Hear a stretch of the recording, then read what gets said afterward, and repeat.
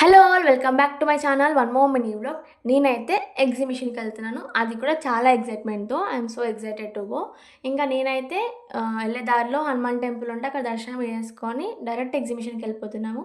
చాలా బాగుంటుంది వ్లాగ్ అయితే, పక్కా చూడండి, డోంట్ మిస్ ఇట్, ఫుల్గా చూడండి. ఇంకా మేమైతే ఎగ్జిబిషన్కి వచ్చేసాం. రాగానే మొత్తం చీకటిగా ఉంది, ఏంటా అని చూస్తే ఎగ్జిబిషన్ క్లోజ్ అంట. ఏంటి అప్పుడే క్లోజ్ చేస్తున్నారా అని అనుకున్నాను. ఇంకా మేము క్లోజింగ్ డేకి వచ్చాము.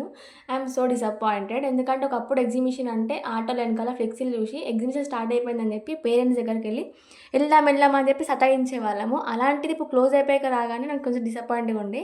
ఒకప్పుడు మేము ఆరుమూలలో ఉండేవాళ్ళము, సో అక్కడ నుంచి నిజామాబాద్ వరకు వచ్చేవాళ్ళము ఎగ్జిబిషన్ కోసం అని చెప్పి.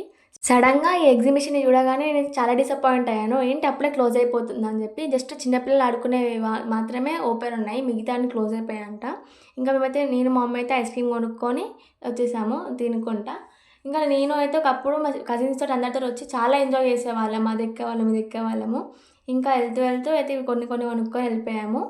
అసలు ఎంత బాగా ఎంజాయ్ చేసామంటే ఆ డేస్ తలుచుకుంటే చాలా బాగా అనిపిస్తుంది. ఇప్పుడేంటి ఇలా అయిపోయింది ఎగ్జిబిషన్ అనిపిస్తుంది. ఇంకా ఫైనల్గా అయితే స్టార్ట్ అయిపోయాము ఇంటికి.